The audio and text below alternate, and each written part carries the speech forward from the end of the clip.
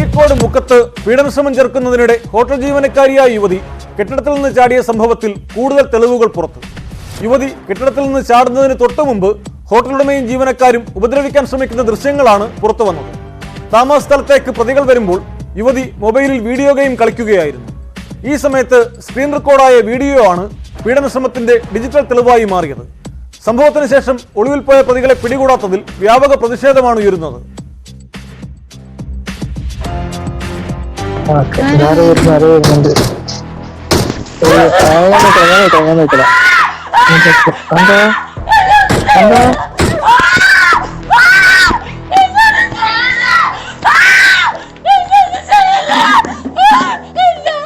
അങ്കിളാണ്, പേടിക്കണ്ട.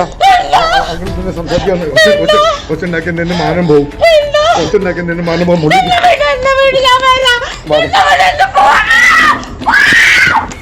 ശനിയാഴ്ച രാത്രി 11 മണിയോടെയാണ് സംഭവം.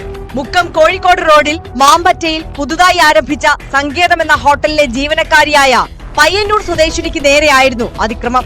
ഇവരുടെ താമസ സ്ഥലത്തേക്ക് ഹോട്ടൽ ഉടമയും ജീവനക്കാരും വരുമ്പോൾ യുവതി മൊബൈലിൽ വീഡിയോ ഗെയിം കളിക്കുകയായിരുന്നു. ഈ സമയത്ത് സ്ക്രീൻ റെക്കോർഡായ വീഡിയോ ദൃശ്യങ്ങളാണ് പുറത്തു വന്നത്. യുവതി അലറി വിളിക്കുന്നതും തന്നെ ഒന്നും ചെയ്യല്ലേ എന്ന് പറഞ്ഞ് നിലവിളിക്കുന്നതും വീഡിയോയിലുണ്ട്. ഒച്ച ഉണ്ടാക്കരുതെന്ന് ഹോട്ടൽ ഉടമ പറയുന്നതും വ്യക്തമായി കേൾക്കാം.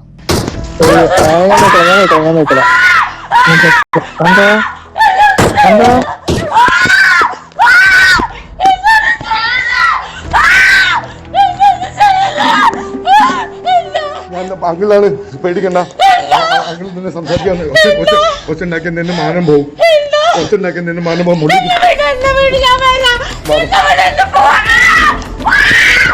പീഡനശ്രമത്തിൽ നിന്ന് രക്ഷപ്പെടാൻ കെട്ടിടത്തിന്റെ 1ാം നിലയിൽ നിന്നും യുവതി താഴേക്ക് ചാടുകയായിരുന്നു. വീഴ്ചയിൽ ഗുരുതരമായി പരിക്കേറ്റ യുവതി കോഴിക്കോട് മെഡിക്കൽ കോളേജ് ആശുപത്രിയിൽ ചികിത്സയിലാണ്. യുവതിയുടെ മൊഴി പോലീസ് രേഖപ്പെടുത്തി. ഹോട്ടൽ ഉടമ ദേവദാസ്, ജീവനക്കാരായ റിയാസ്, സുരേഷ് എന്നിവർക്കെതിരെയാണ് കേസ്. അതിക്രമിച്ചു കടക്കൽ, സ്ത്രീകളെ ഉപദ്രവിക്കൽ എന്നീ വകുപ്പുകൾ പ്രകാരമാണ് കേസെടുത്തിരിക്കുന്നത്.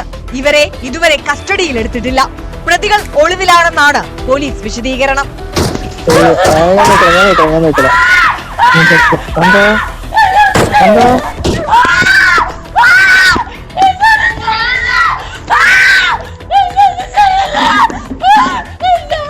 അങ്കിളാണ്, പേടിക്കണ്ട.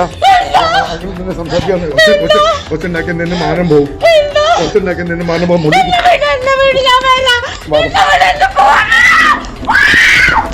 മറ്റ് 2 വനിതാ ജീവനക്കാർക്കൊപ്പമാണ് യുവതിയുടെ താമസമെങ്കിലും സംഭവ ദിവസം ഇവർ സ്ഥലത്തുണ്ടായിരുന്നില്ല.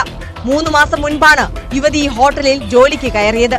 യുവതിയുടെ രഹസ്യമൊഴി രേഖപ്പെടുത്തും. മജിസ്ട്രേറ്റ് ആശുപത്രിയിലെത്തിയാകും മൊഴി രേഖപ്പെടുത്തുക.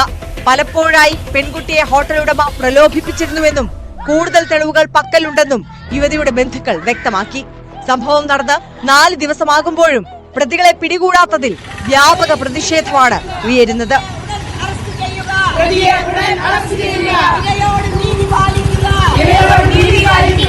ന്യൂസ് 18 കോഴിക്കോട്.